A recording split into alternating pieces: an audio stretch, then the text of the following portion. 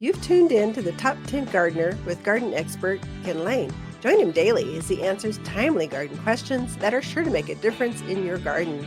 Now welcome your host, Ken Lain.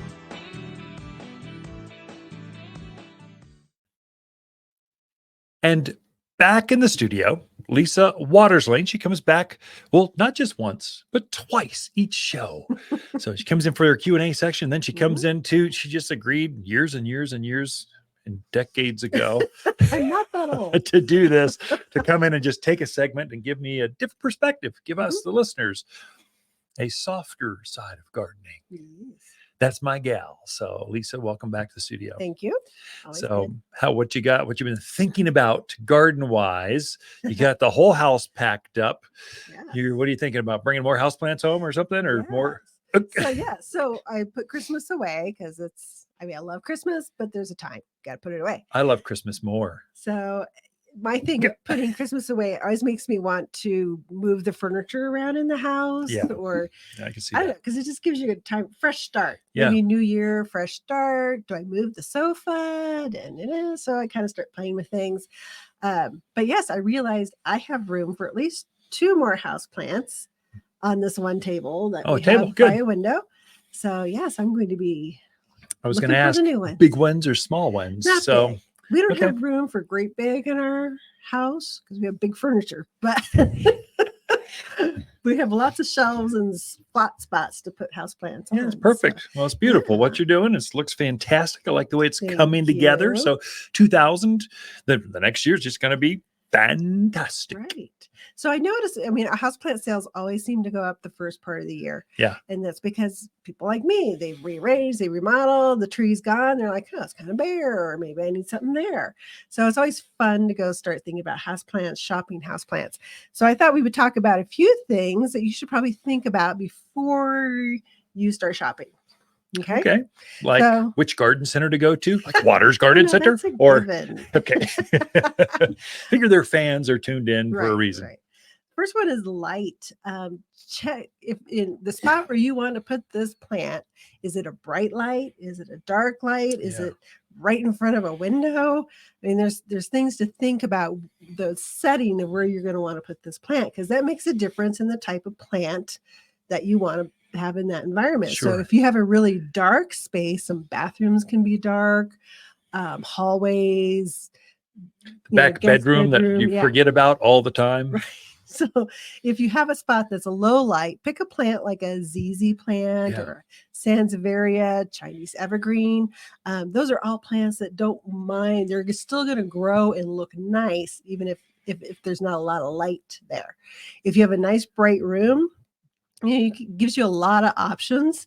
I always discourage people from putting a plant directly in front of a window, especially if there's sun coming through that window. South facing. So north is a little different than south facing. It's a little hotter. Definitely.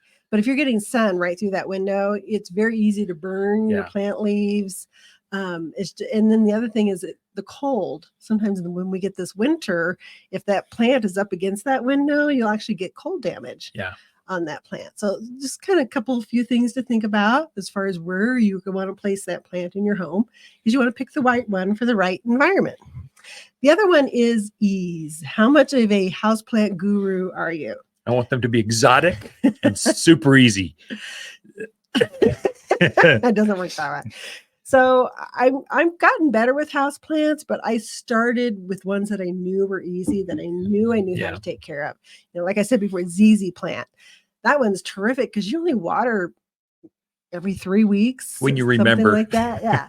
Sansevierias or mother-in-law tongue is another one that's very low water usage. Chinese evergreen. There's some that are just, you don't have to think about them a lot. And those are the ones that I like a lot. I've tried to branch out. I tried to get into some alocasias, zebra plant, things like that. And I've struggled a little bit with those. I'm still working with them. You shouldn't travel so much. That's the problem. You're out of town for 2-3 weeks at a time. They just tend to be a little more persnickety. Yeah. So if this is new to you, or you feel like you have brown thumbs, take the time and pick the right plant for you. Don't start with one that's going to be takes a lot of your time and energy. Get one that you kind of just walk by and go, look how pretty that is. And don't overwater it, because that's certainly something. That's one where it does pay if you're just starting out, especially, and it's just kind of hard. You go into the grocery store and you see this pretty plant, you go, oh, I want to buy that. And it's affordable, and you're on the shopping spree with your watermelon and your frozen pizza. This is if you're starting out, or you got a specific room that you've struggled with, or you're just not sure, come talk to professionals. This is where a garden center is here to help you. We've got a little bit bigger, healthier plant. So there's a transition between the farm to here. So there's a way to get it hardier for in your house. And then which one do I go with? Well, tell us where you're at. Take a picture.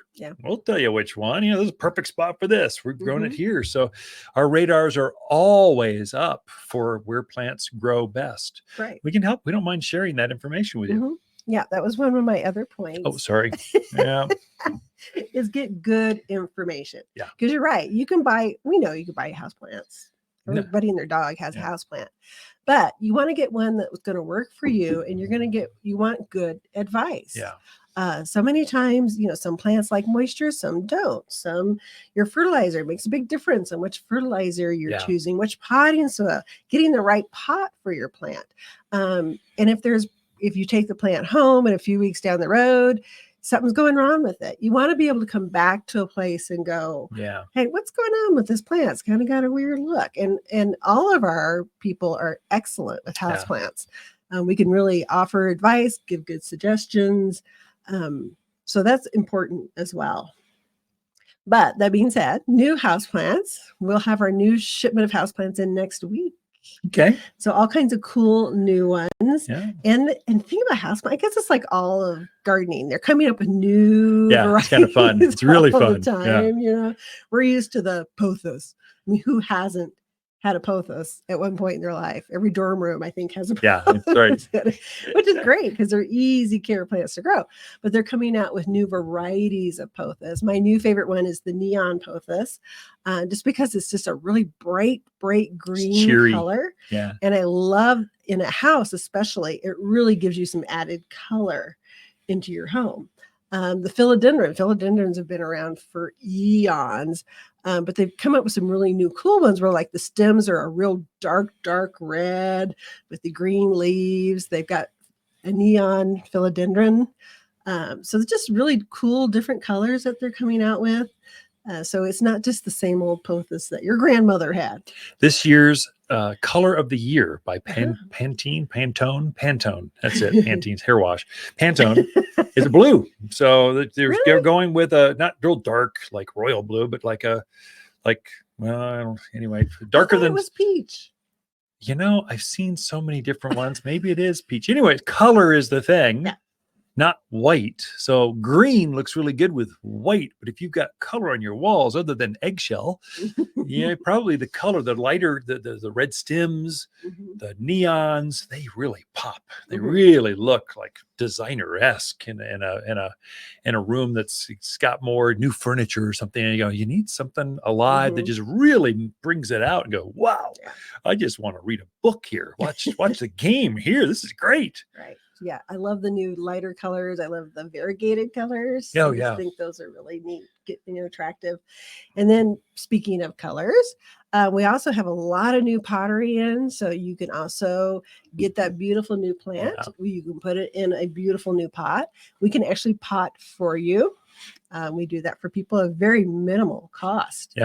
And we'll help you get the right size, because what I find is a lot of people jump up in too big a size, and then they go, what's wrong with my plant? It's just kind of sitting there. Well, because you put it in that great big pot, it's rooting out. It's forgetting that it has to grow up. It's just putting on roots. So we'll help you get the right size, the right soil. Get a moisture meter. Oh my goodness. The easiest tool ever. Cheapest, easiest tool at every house. If you have a house plant, you need one. They take the guess out of it. When I water the houseplant room here at the store, I have a moisture meter in my pocket because soils can be deceiving, and what you think is wet is dry, and what you think is dry is wet. So that moisture meter takes that guess out of it. So if you have a plant that like a spathiphyllum, peace lily, they like that moistness. Yeah. So you want to keep them a little more on the moist side, as opposed to a ZZ or a Chinese evergreen that wants to be dry. Yeah, boned. So, it takes that guesswork out. So get the right tools, the right information, the right plants. We are out of time, Lisa. Great advice. Thank you so much. That's super, super good insight. So Ken and Lisa Lain, the Mountain Gardeners. Be right back after this. Not everyone can grow wildflowers, but we'll make sure you're not one of them.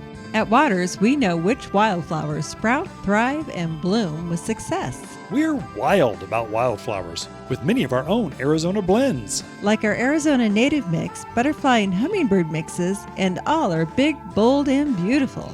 At Watters, we know wildflowers, and winter's a season to spread new seed. Watters Garden Center, where people who love their flowers wild, they love to shop for seed. You're listening to garden expert Ken Lain, owner of Watters Garden Center in Prescott. Look for more tips, tricks, and garden shortcuts through Ken's website. Additional shows of this podcast, read his weekly garden column, or follow him on Facebook, Instagram at wattersgardencenter.com. That's Watters with 2 T's, gardencenter.com.